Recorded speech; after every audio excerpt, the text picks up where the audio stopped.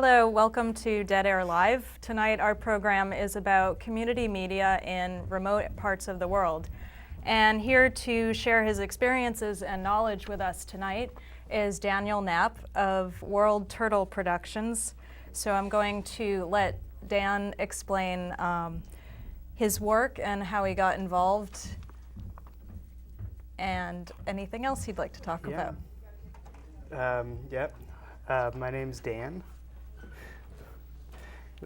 And I think we're supposed to see some footage. I do video production around the world in different remote places. We had hopefully some tape to show. I have work that I do in Alaska and work that I do in Papua New Guinea and work that I do locally and in other places as well. So those are some of the things that I was hoping to talk about or show you all tonight. And we definitely will talk about them. While we're waiting for the first tape, perhaps you could talk a little bit about how you started in community media and where you started. Okay. I started my career in public access. Oh, here we go. These are northern fur seals on the island of St. Paul in the Pribilof Islands in Alaska.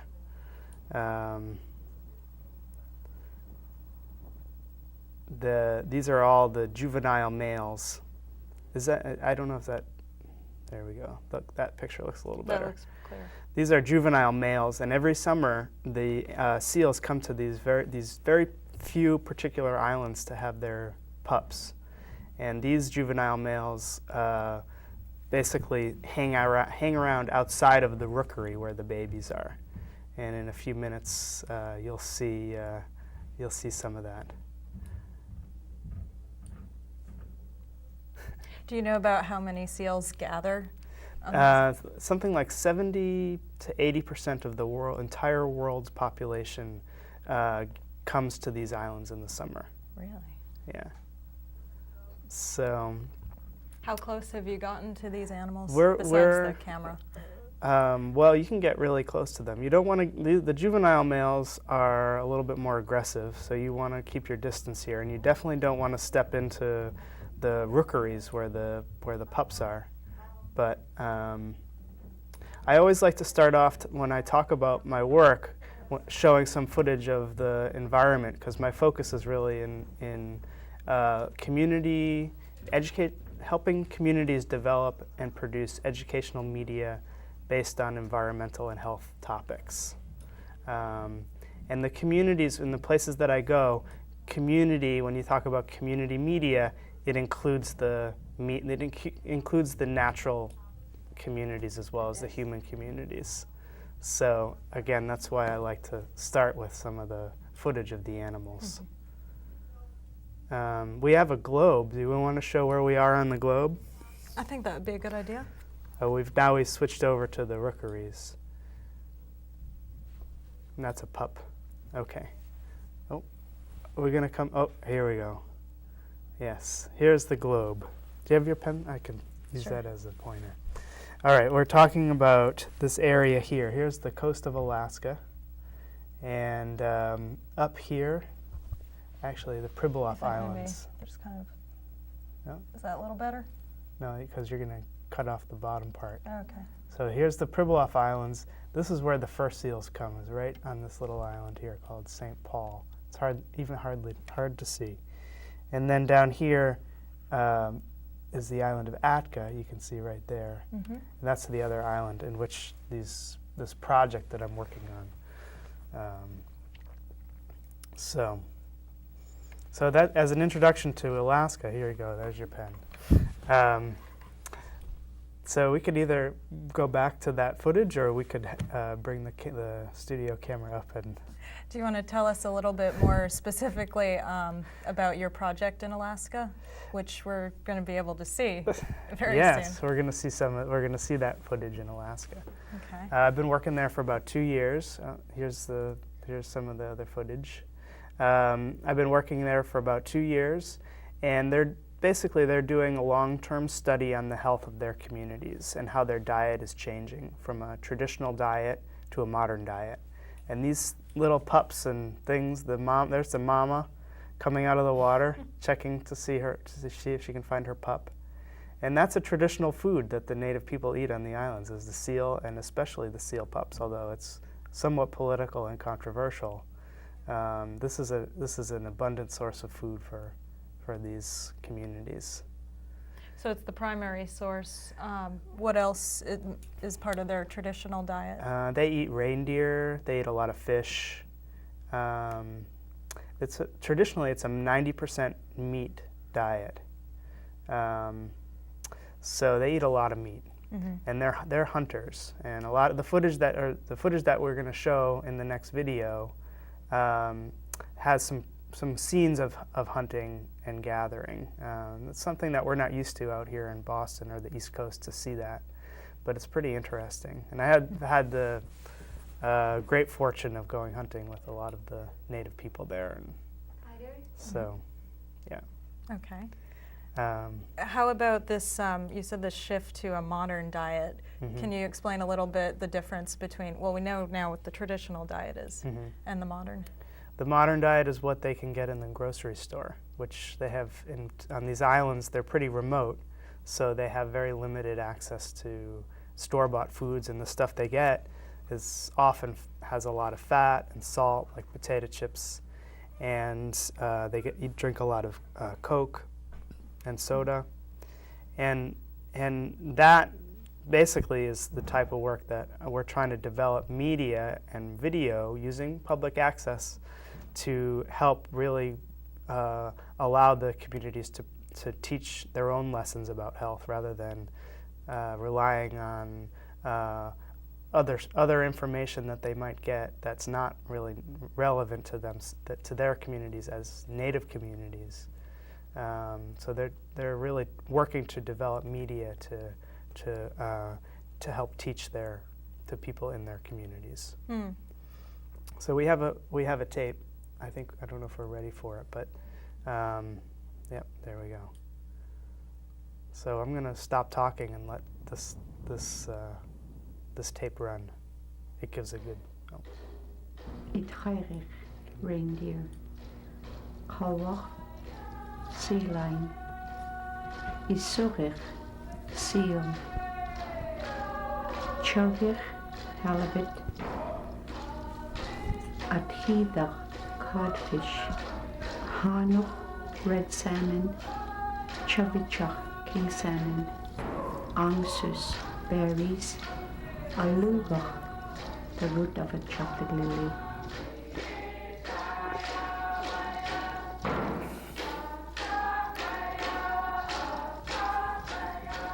We have relied upon a diet from the land and sea for thousands of years. Today, our diet is changing. What do we really know about the risks and benefits of our changing diet? And how can we make healthy choices about traditional and store-bought foods?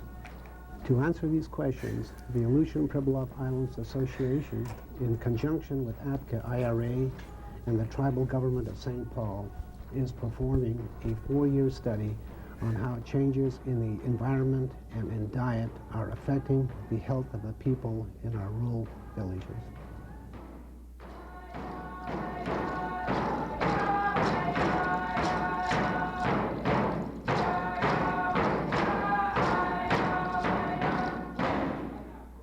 The diet of the residents of the communities in the study is more than just the sum of their nutritional intake. It really is a look into the culture and traditions of the community and the methods by which they've survived for thousands of years. And diet, really the gathering, the harvesting of traditional subsistence species, the preparation, the sharing, the consumption, that forms the touchstone of the culture of these communities. And that is as integral a part of their health as their nutrient intake. And I think this study really puts those two things together in a way that has not been done before.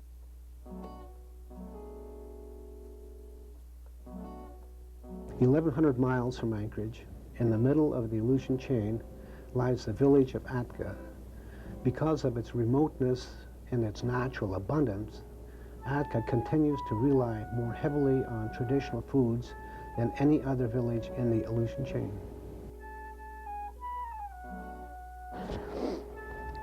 Welcome to Atka, Alaska. We're in the middle of the Aleutian Islands. Honest to goodness God country. I'm Sally Swetzoff, and this is my daughter, Crystal Swetzoff. Right now we're looking for mossberries. There's about 100 people here. Everybody that lives here lives off of subsistence. We have our store, and from that we get some stuff, but it's mostly the main foods. As far as meats and fish go, we eat subsistence, but the store is there for your other essentials, you know, for your flour, sugar, rice. But there's mossberries around still. Although it's October, they're still there. That's all that's left right now before winter sets in. We have all kind of fish. We have red salmon, dog salmon, silver salmon, king salmon, pink salmon, trout. We have reindeer. We have seal, sea lion, halibut, a lot of halibut, cod, and then there's other rockfish that we eat. So we have plenty of food source here as far as meat and fish goes. Diabetes and high blood pressure and all that is a concern because of our diet change. I mean, we have nowadays more junk food available to us because of lack of exercise, and more soda pop and sweets available. It changes the way how things used to be.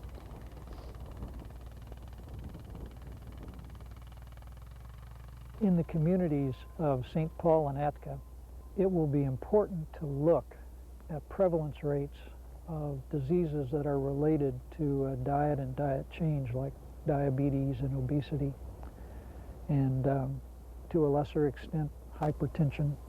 And I think that information, combined with some of the historical data about the prevalence of these conditions in Alaska Natives in times past, may be pretty useful to the community in assessing what changes in diet and activity and lifestyle have caused in their own community's health.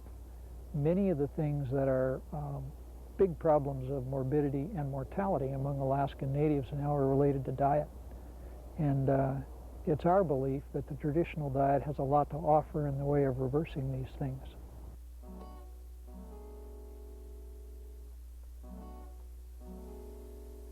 Diet has traditionally connected rural communities throughout Alaska. It is a common link to the land and culture. However, each community is unique with different environment, lifestyles, and diet. This study will focus on 4 main questions. How can we compare the risks posed by contaminants with the many benefits of a traditional diet? How can we weigh the risks posed by a store-bought diet? How can villages get the information they need to make informed dietary decisions? And what kind of process can we use to evaluate our diet on a local level? The community of St. Paul in the Pribilof Islands is located in the Bering Sea, 750 miles from Anchorage. For as long as the Pribilovians have inhabited these islands, the culture, the lifestyle, and the diet have been shaped by one overwhelming force: the annual migration of thousands of northern fur seal to their summer breeding grounds. I'm Aquilina Debbie Lestenkoff, and I grew up on St. Paul Island. I work with the tribal government of St. Paul in their Ecosystem Conservation Office as a co-director. I think by the end of this 4-year project that we're working on, risks and benefits of eating traditional foods.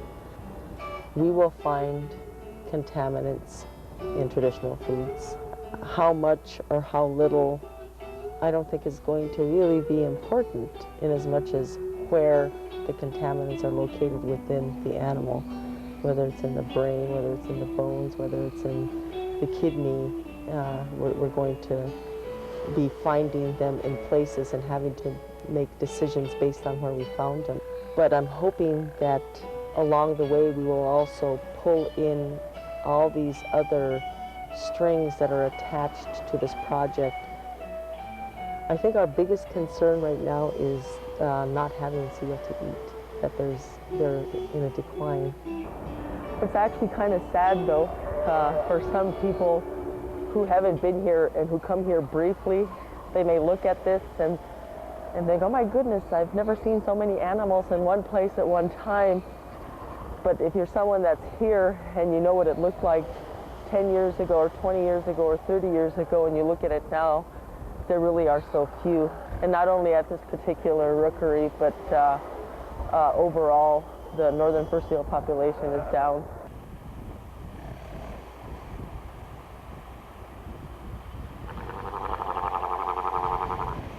The whole issue around community traditional food safety is related to the transport of mostly man-made persistent organic contaminants from the lower latitudes where they're produced and used to the far north where they get deposited and stay for extended periods of time. They make their way into the food chain, and as they progress up the food chain, they become more concentrated. And when they're consumed by the highest level predators, seals, gulls, polar bears, walruses, at that level, they're often consumed by humans. And so the concern is, are these compounds making our traditional foods unsafe to eat? When we've increased fisheries around the Pribilof Islands, we increased the human interaction with the Bering Sea, increased garbage in the ocean, increased potential, and increased oil spills, etc. And people really are wondering, is this like, and where they live now is not clean, and maybe I should be eating it. So you had people that stopped eating before everybody threw everything. Everybody threw their probably used oil in their garbage can to be taken out to the landfill, their batteries, their aluminums. I don't know that it would directly, immediately impact fur seals, but if we have anything toxic that is leaching into the land below, it's going to probably do one of two things. It's going to go out in the ocean, which is not good because then we have the seals swimming around, or it's going to go into our water lines under the island, which is our drinking source. And so there are monitoring wells watching the present landfill, and we also are right at a point where the landfill that we're presently using is to be closed and a new one developed, and we need to take advantage of this opportunity to introduce new concepts with how we deal with our garbage.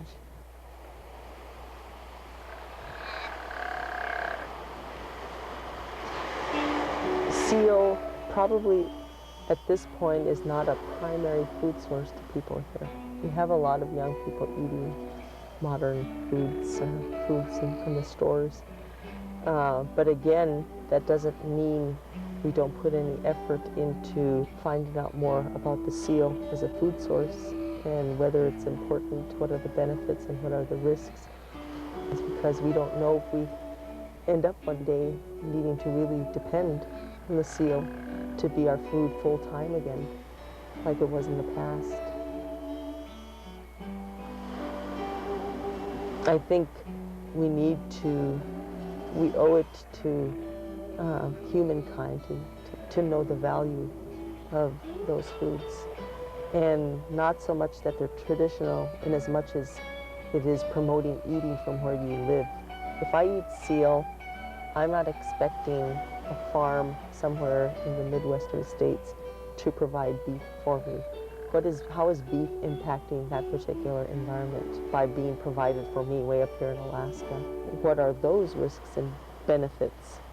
The other thing is physical impact in regards to when I eat seal, what does it have that makes me better able to live in this environment that is very windy, that is very wet and damp a lot of the times? And when I eat seal, what properties does it have that help me to be able to exist in it wholeheartedly, versus if I ate a meat or a vegetable from some other place?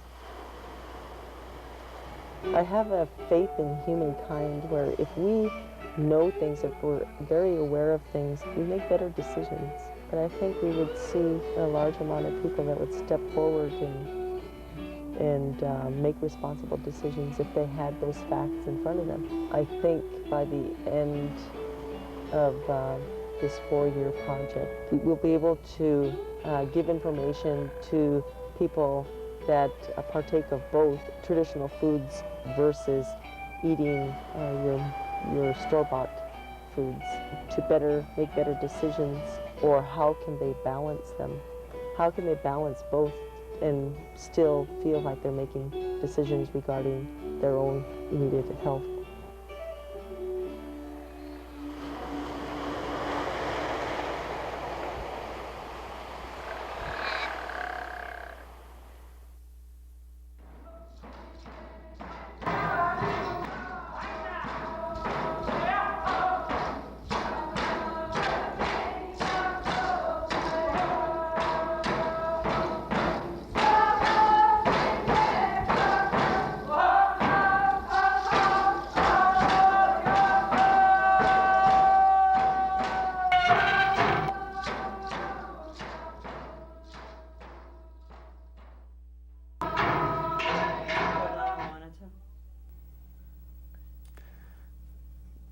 They can fade that down now and bring us back up live. We don't have to watch the whole credits.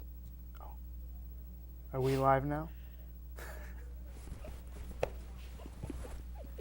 Welcome back to Dead Air Live, and once again I'm here with Daniel Knapp of World Turtle Productions.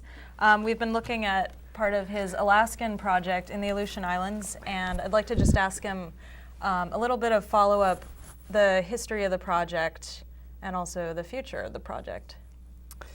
The history has been, I've been out there for the past we're actually entering into our 3rd season out there. I met with the folks from the Aleutian and Pribilof Islands a few years ago. I was out in Alaska on doing another community project, and these communities were interested in a long-term community initiative, so we started planning together. And that's basically how it got started. We produced that first film as a way to introduce the communities to the project and as a way to get further funding for it. And it was quite successful. We were able to get funding for the second film, which we produced last fall and winter. And then the third film we just got funding for again, so I'll be able to go back out again probably next spring for the 3rd production. Congratulations. Thank you. And that's basically, the 3rd one's going to be on the pathways of the contaminants, how the native traditional foods, where the contaminants come from in that. So, yeah. Okay. Well, I don't know if you want to go into your other big project, or are there any other things you wanted to say about the Alaskan project? Well, hopefully we'll be able to go back and forth and tell you about, I want to introduce the Papua New Guinea project, and then we can talk more about Alaska later. They're both, all of the projects are very dynamic and interesting, and I do half media production and then half community development training around media, critical media skills as well as practical production skills. So now we're listening, this is music from the Highland region of the Huon Peninsula in the country of Papua New Guinea. I was there last winter, right about a year ago, around Christmas time, and I'd been doing video for a long time. In fact, Rachel and I did video together a long time ago, and we both of us got started in video in Northampton Public Access, or maybe not got started, but that's where we crossed paths. That's where I got started.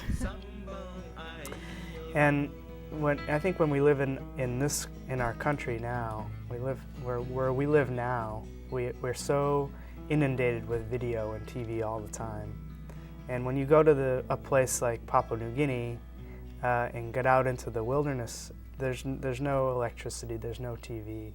Everything is it takes you back to just another time.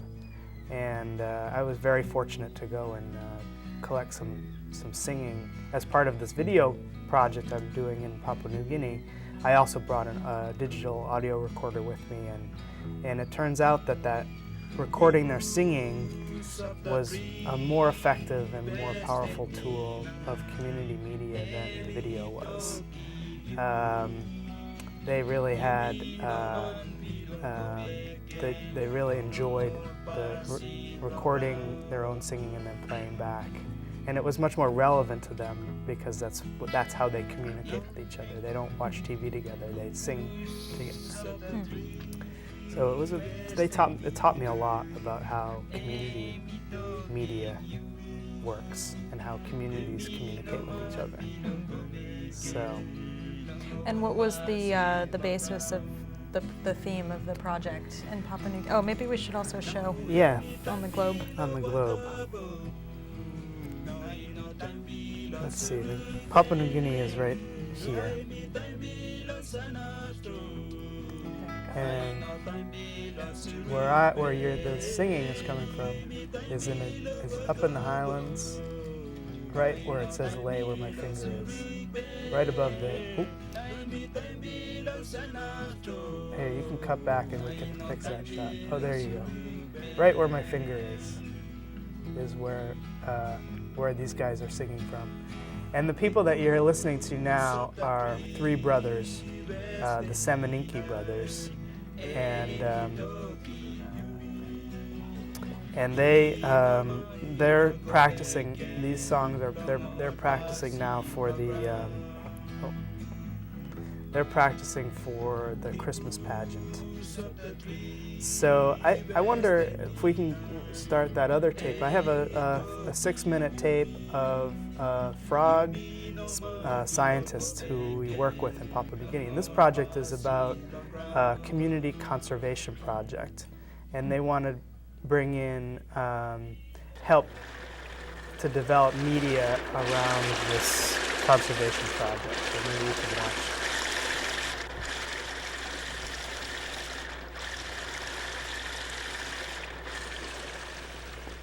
My name's Stephen Richards. I'm a researcher at the South Australian Museum in Australia. I've been there for a few years now, working on frogs, but I've been working in Papua New Guinea on frogs for 12 years now. I study frogs because I think that they're one of the most fascinating groups of animals in the world, actually.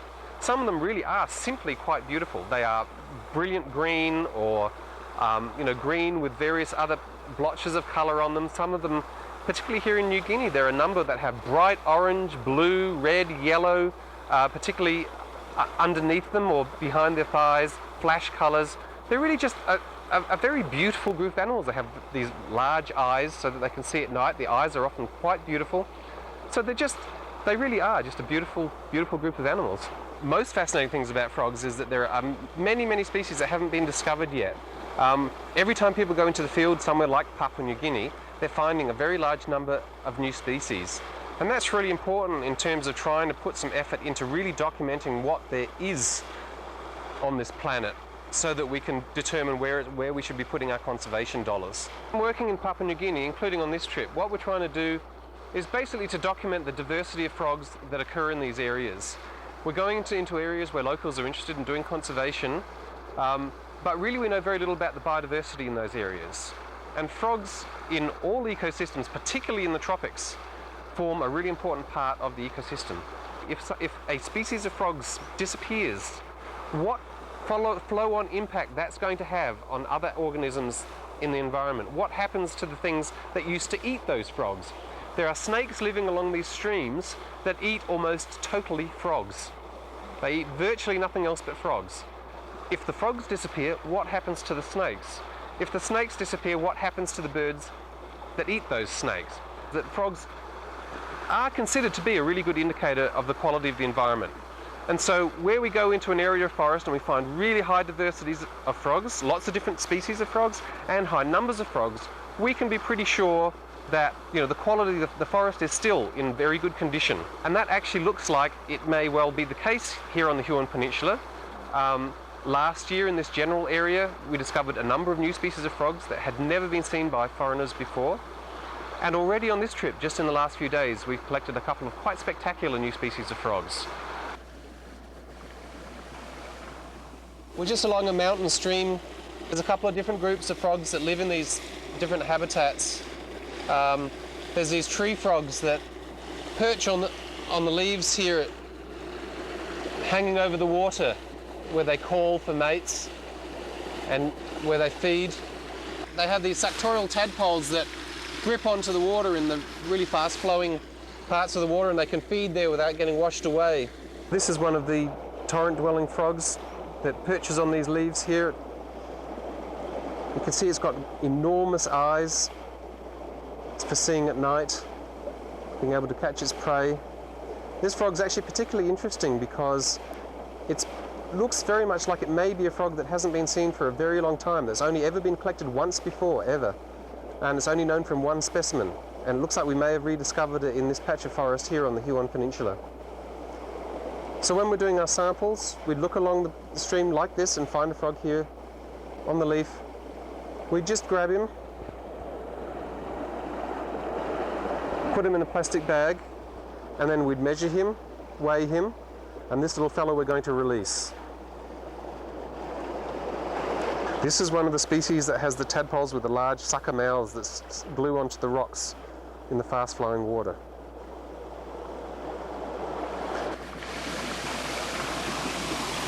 On the trips here to the Huon Peninsula so far, we've probably found around about 5 or 6 new species of frogs.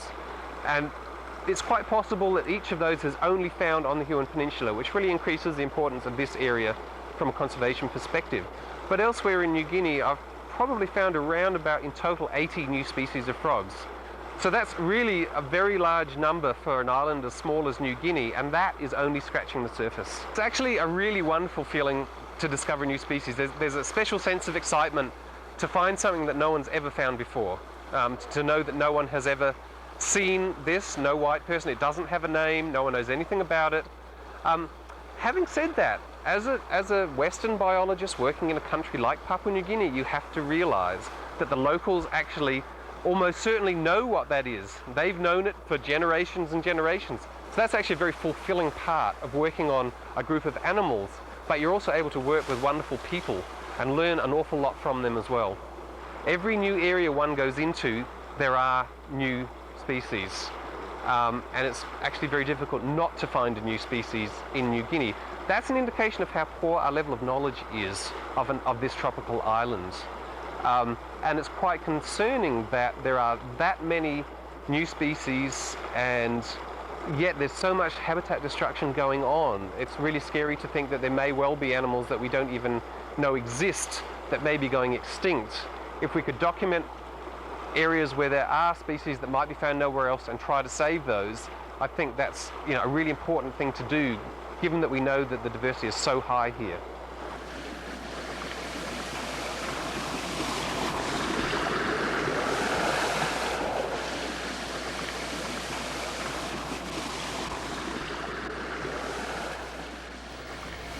Well, welcome back. That was really some fascinating footage. I've never seen frogs of those colors before.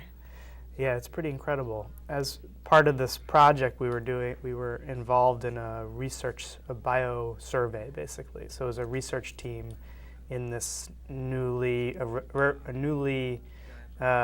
never cataloged or surveyed area of rainforest in Papua New Guinea. Mm-hmm. and there was a whole bunch of, there was a frog scientist, a bird scientist, mammal scientists, and this was all sponsored by a project through the Roger Williams Park Zoo in Rhode Island. And it's their initiative. They're involved in a tree kangaroo conservation project, and that's how I connected with them, and then was able to go to New Guinea with their project. Mm-hmm. So that's, in a nutshell, that's basically what it is. But the animals and the wildlife there was incredible. It's crazy. It's crazy wildlife there. Amazing, very strange species. The nature of the environment and the ecology makes it a very unique place with tremendous biodiversity. It being very close to Australia, the wildlife is even more interesting because it's been isolated alongside Australia for many hundreds of thousands of years. And that adds as well to the cultural and human diversity in the island. There's something like 700 different languages in the island of Papua New Guinea, which Really? is something like 1/12 of the world's languages. Wow. It's not quite the right statistic, but it's something on that scale. Mm-hmm. And so when you go from village to village, and now we could actually put in some of that other footage, some raw footage, you get a sense of what village life is like. So hopefully we'll get some of that footage rolling. But you walking from village to village, there are no roads. It's just incredibly mountainous, steep terrain. Here you go. This is in one of the central villages. This is the marketplace in the central village. And I'm one of the guys that I've been working with. There's the guy next to me is a man named Mampave, and he's the leader of this community conservation project. And one of our the guy who's actually singing, Danny Semenike, is on camera right now. He's taking pictures of us. And we're in the Tep market right now. And this is just raw footage, just to get a sense of what life is like in these villages. So, for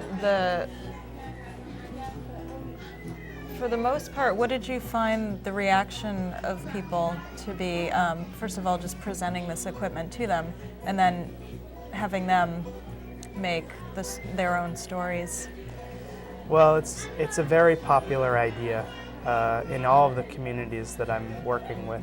People are just so interested in gaining new skills and having the power to tell their own story, especially the environmental story. And that's really my focus is, I believe that the environmental story around the world is not really being told. So that's been my goal and my aim is to try to help communities tell their own story and then connect their story to other community stories. And in a sense, that's what we're doing with this project. We're connecting communities in Rhode Island through media, environmental leaders in Rhode Island with environmental leaders in Papua New Guinea. And that's the core of what I'm doing for this project. So I could see if they want to switch tapes and put it in one of the next one. And would you like to talk about some of the challenges? Because these are two, worlds very different from Western Massachusetts, and I just wonder some of the challenges you faced. There's a lot of challenges. Funding right now is a bit of a challenge. It hadn't been. We had been doing really well with my projects. That hadn't been so much of a problem until this year. We had, I think, the global economy and global politics and the economy have really kind of made people feel less hopeful about doing projects like this around the world, which is sad. But it's coming back around, and I feel like as it's building more and more momentum. So there's also politics, internal community politics, which you have to deal with. So you deal with, communities, everybody's got politics, whether you're in a remote village in Papua New Guinea, or you're in a community in Alaska, or you're in Somerville Community Access. Every community has got a political system that you have to learn to navigate. Absolutely. And that's a tremendous challenge, and it's fascinating work.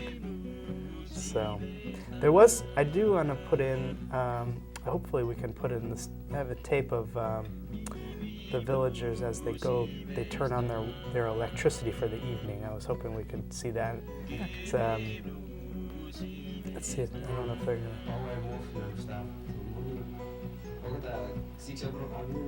what's this guy? It's really dark. Yeah, this is my friend Danny, but I don't know if we can see this right now. If it's too dark, we don't have to see it. But this is that was footage of my friend Danny going with the man who turns the water generator on at night for the town, for the one town in the central town out of 15 that gets electricity. So they have one electric power line that goes from the generator to the health center and to the school, and it goes from 7 o'clock at night to 7 o'clock in the morning. So they don't have, and you can actually see the guy go down and turn the water so that the channel changes, and then goes and turns the turbine, cranks the turbine and turns the switch. And it's so interesting, and I was hoping that we could see some of it. It's all right if it's not working, or if it's too dark, that's fine, but all right, here's another one. All right, this again, this is around Christmas time up in, this is a village that's a little higher up than where we were in the marketplace. And these kids all came down. I think this is either Christmas Day or the day after Christmas. And the whole village knew I was there. I was the only white person there. I was so fortunate. And they all thought, the little ones, really, they were scared. I had never been in a situation like that. And they thought that because I had white skin, that I was some kind of ghost. And they all ran away from me, crying. But then, of course, not for long, they got to know me. And they were bringing me baskets of fruit, and they all came together. This was just an impromptu day where they decided they just wanted to show me everything about their culture. And so they just said, they put out the word, and all the kids came and were singing. And then in a few minutes you'll see the traditional dancers started coming out also, and they dressed up in their but I show this tape to kids in this country, is that they can see themselves when they see, when they're seeing kids singing. Everybody sings. And again, that's something I learned when I was in New Guinea, is that everybody communicates through song in almost every culture. And it was so clear. I mean, every culture that I've ever come across anyway. And it was just so clear how much value it was in just a simple, simple song, and communicating a lesson or communicating something about nature, something,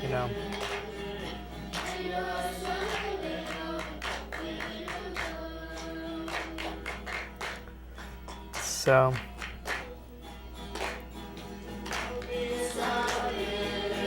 You can see all the villagers are outside of the schoolhouse, all looking in, waiting for me to come out so that they can show me something else. And we played soccer and volleyball and basketball, a very organized community. Just so many ways. It was a very moving and powerful experience for me. One interesting thing, I'm watching how the kids react to the video camera. Yeah. And for the most part, they don't all seem to pay attention to it. So I was wondering if, some of them do look. Oh, they're pretty aware. They're very aware of the camera, but they're kind of afraid of the camera. Whereas when you're the singing when you're recording the audio. There's nothing scary about just a microphone, so they were much more comfortable just singing than like having to act in front of the camera. I'm wondering if we could fast forward this tape just a little. It's almost to the. Just fast forward that tape a little bit. You get a good sense of the other kind of dancing and singing that happens. That's traditional, but very Christian. All the villages, or many of them, have been missionized by various Christian organizations, and but they in hand they have their traditional dancing and their traditional culture. So they really rely on both types of spiritual and religious practices, and conservation has really become kind of a third religion in a lot of ways. A lot of the people who are practicing conservation are the sons of the missionaries, who are native people who are committed to spreading the word of conservation in a sense. And it's very interesting to see. And these guys are all dressed in they quickly cut down the trees and made their costumes. This was unplanned, so this wasn't. This was for you. This was for me. Lucky you. I was lucky.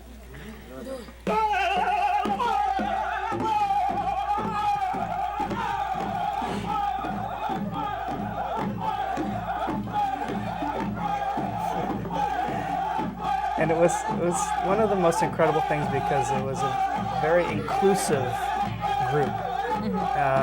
There was one man who was perhaps mentally challenged, and they gave him a very special place in the dance group where when he felt the emotion to move, to dance and sing, he would, and they would all follow his lead, and therefore he had a really important role in this ceremony or in these dances. And it was also, again, just simple things that we take for granted, I think. Were very powerful.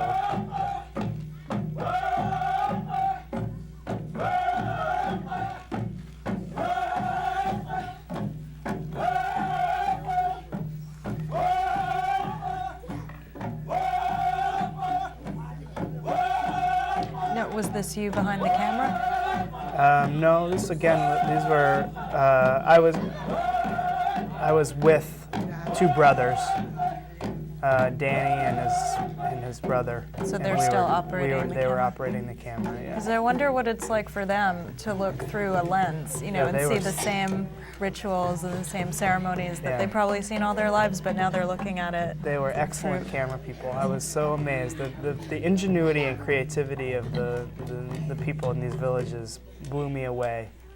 And they were fantastic camera people and had great ideas for story development and how to select shots and how to get shots and what shots they wanted and what shots would be best to tell the story and what story they really wanted to tell. And I mean, they knew inherently, if you're a good storyteller, I think, then you know how to apply a tool to the story. And I think that's from my experience, what I've learned is that technology really can only be a tool for how the community tells the story. And that's what I strive for in my work, is to let the community guide me in how we tell the story. And I'm there as a support person, but they're the ones that are creating and telling the stories.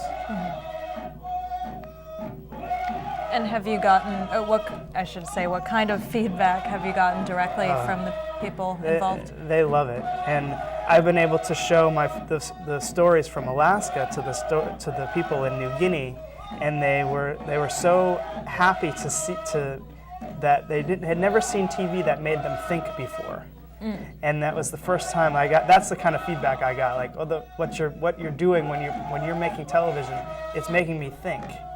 And I had never, that was the best compliment I think I could have gotten. I can understand why. Because right now, and again, why I do this work is because there's such a lack of valuable story about community and environment and health on television now.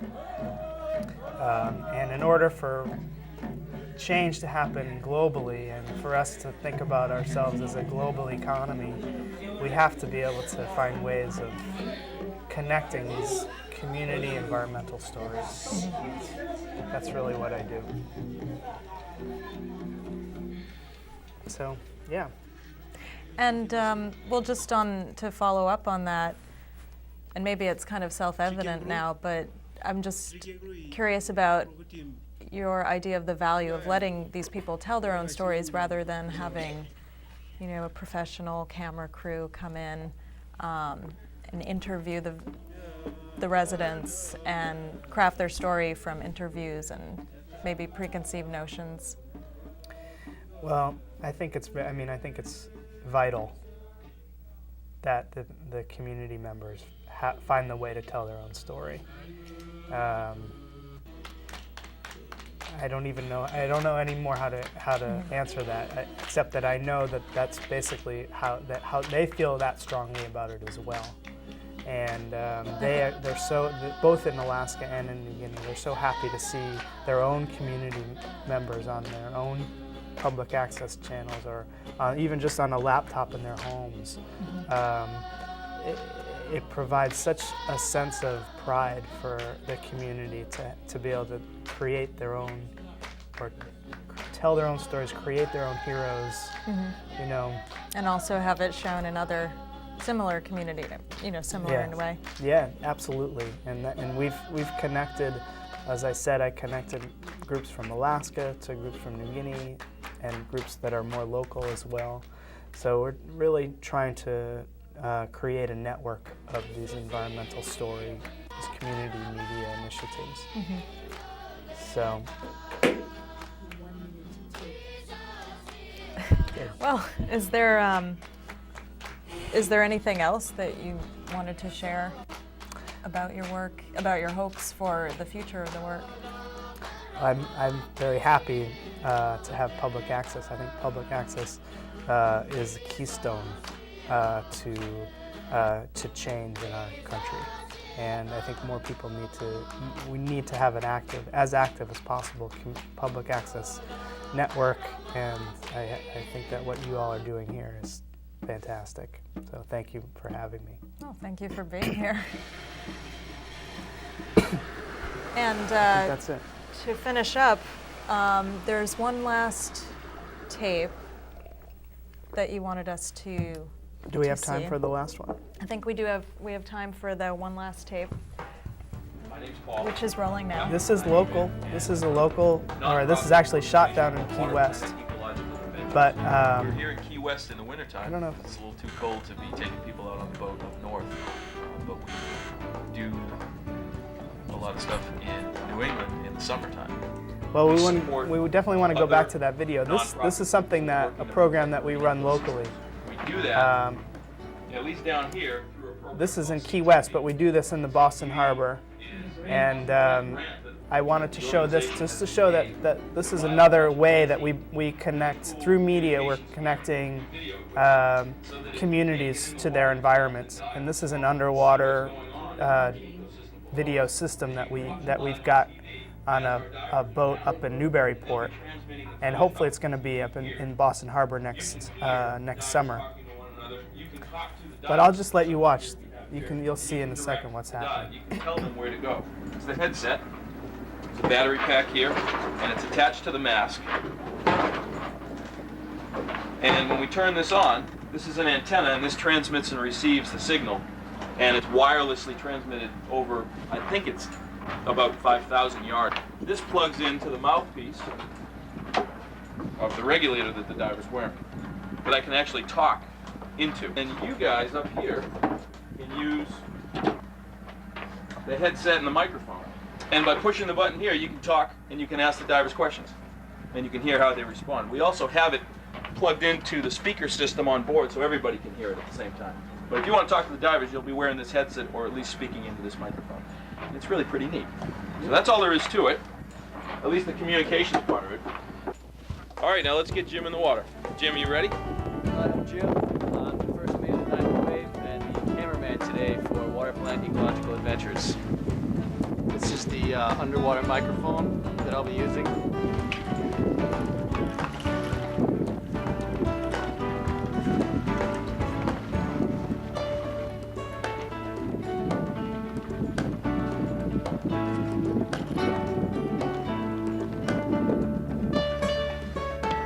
Okay, I'm on my way down. Visibility looks good. The camera is on. You should be getting the signal now. Coral reef will exist anywhere between the surface and about 90 feet of water. They grow best in shallow water because they require daylight. They use photosynthesis. A coral is a colonial animal. It's not a plant, but there is a algae that lives inside the tissues of the coral, and that's what gives it its color. Jim, can you move the camera over in that direction back a little more? Yeah, I can do that. Well, yeah, what's that? Right there. Yeah, okay. What is that? I see a healthy brain coral right below me. You should be seeing that. All right, I'm going to try and get these Christmas tree worms. Can you see those? What they do is they burrow into this coral head and extend their, I guess you can call them tentacles. They filter feed whatever's floating by. And when they sense a shadow or a vibration, or they think maybe it's a fish that's going to come nip them right off, they right back in pretty quickly. There's a good healthy stand of pillar coral. It looks like hair. Really get what was sticking out. Those tentacles? The things that look like hair? The things that are waving, those are the tentacles of the coral. Okay, let me zoom in. It looks like, you'll see it sort of swaying. There it goes. You see that? Those are the tentacles of the animal. And if you do that enough, it'll get irritated, it'll recoil itself. All right, but pillar coral is out in the daytime. And it's hard to find coral that's out hunting in the daytime. Usually they're photosynthesized. When you said they're out to get to feed, what does out mean? They just, oh, I see. You mean these little guys that are waving around are all trying to catch something? They're all trying to catch something. And when they go in, what does it look like? Do they actually? They'll disappear. You won't see them anymore. And it'll be like a hard. It'll still have some color, but they won't be way out. It'll be like this maybe instead of like this. So you and it'll look more like what we think of as coral. Yeah, this is a perfect dive. Part of the threat to coral reefs is sedimentation, which is the result of onshore development. And a lot of coral reefs